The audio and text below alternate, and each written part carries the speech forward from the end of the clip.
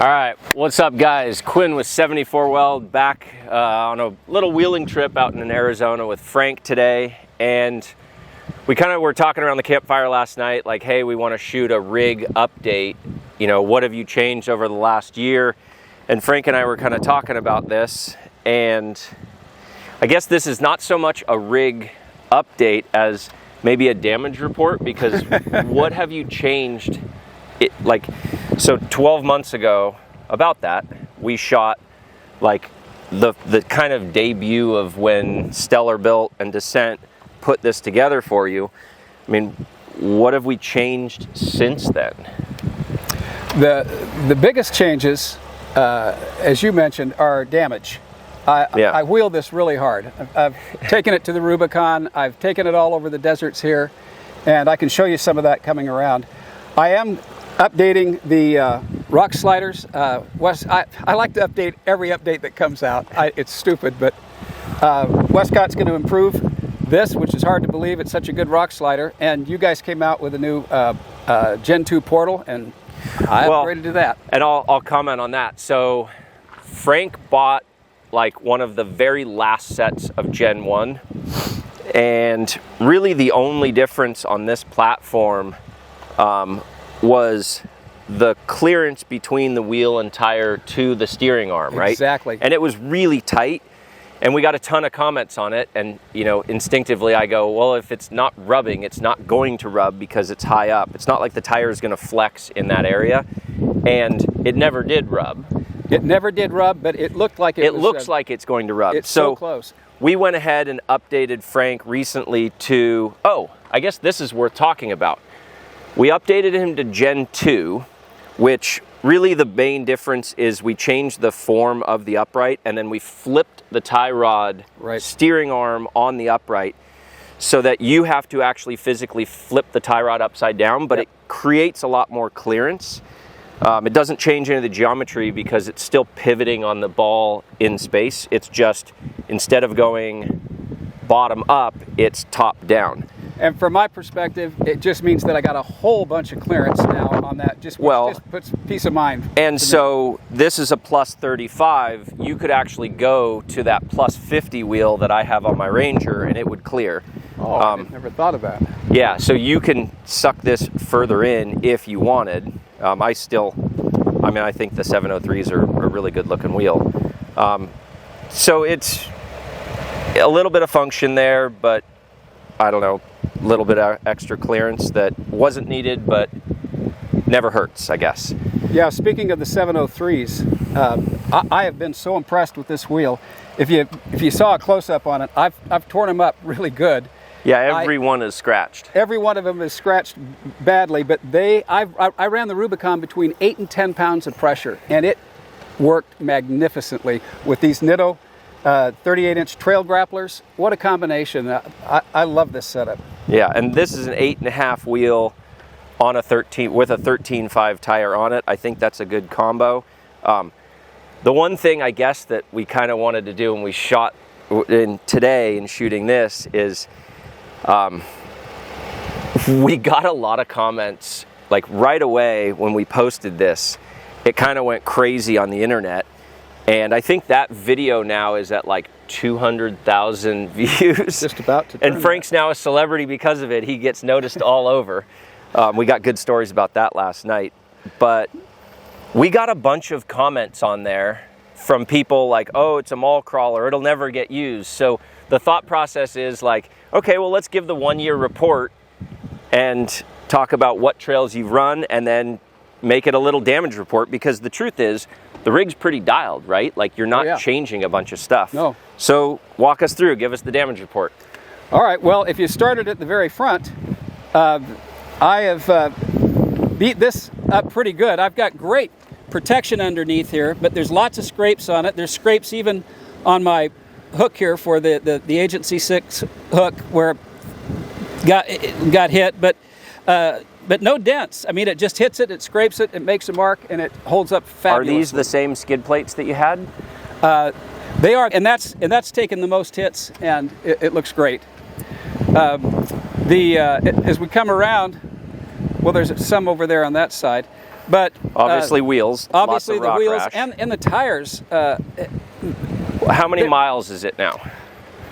You know, I can't tell you honestly. A lot, because it's my daily driver as well as my off-road vehicle. So you daily drove this, or you drove this to Rubicon, wheeled Rubicon, and then drove it home. So Phoenix to Tahoe area. Yep. And then back. Yep. While towing a little tier. Well, yes, I towed a trailer the entire time as well, and didn't even know the trailer was there when you. Okay. It's really nice. Sliders, you can tell, have lots of good rash on them. Yeah, sliders have taken a lot of hits. And that's not just the Rubicon. There's just an awful lot of places in Arizona as well. But as hard as I've hit it, you know, my rocker panels are great. They work beautifully. I see some love taps on the side here. Yeah, these scrapes don't go away. These are all. Is that, what trails are that from? This is Arizona. Okay. That's not Rubicon. No, I think this was maybe Elvis. And that's all pretty recent. That's been in the last month that I was tearing that up. In the back, the biggest thing that takes a hit. The hitch. Yeah, the hitch takes a big hit. But you know, my diff back here is almost 16 inches of ground clearance. So I've got a ton of ground clearance, and up here it's just huge. And so I'm on some pretty steep and rocky stuff when I hit that. And oh, you kissed the exhaust a little bit on the tailpipe too.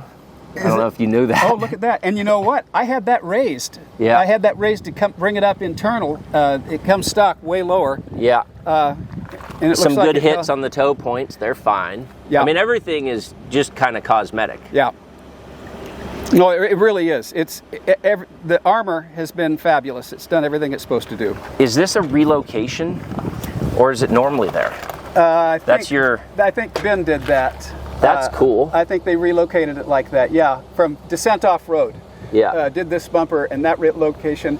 I've got an extra camera here. I put the Wolfbox Try something. It's a front-facing camera. It's an off-road camera down low, and it's a camera back here. You can switch between them. They're fabulous. Yeah, because you wouldn't really get any visibility without that.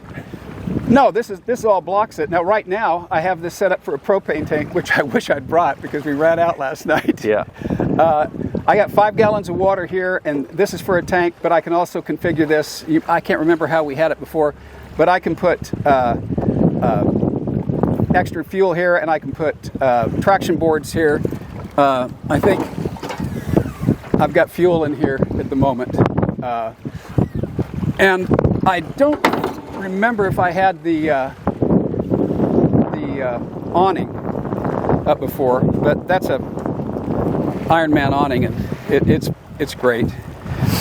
Some rash under here, and then this side I've really hit the rock rails hard. You always hit passenger side more than driver because you're not looking at it. Can't see it. Yeah, yeah. And these wheels have taken more. I don't know how much it'll show up, but I got a bunch of wrinkles in the door right here. Oh, you can see it from this angle. Yeah. Right there. Right there, and it's also up here. Yeah, it's those folks are right. It's dangerous, and you know, at the mall. Where was that? Yeah. The mall, right. That was the Rubicon Trail. Okay. And then we're around to the front. Headlight. Oh yeah, this happened on Elvis, another trail here that just required a really tight right turn, and I'm sitting on the left side, and I thought I had clearance, and I just kissed it. But you know what? I have this wrapped with a PPF from Mirror Image AZ. And did they wrap the headlight too? They wrap all of this stuff.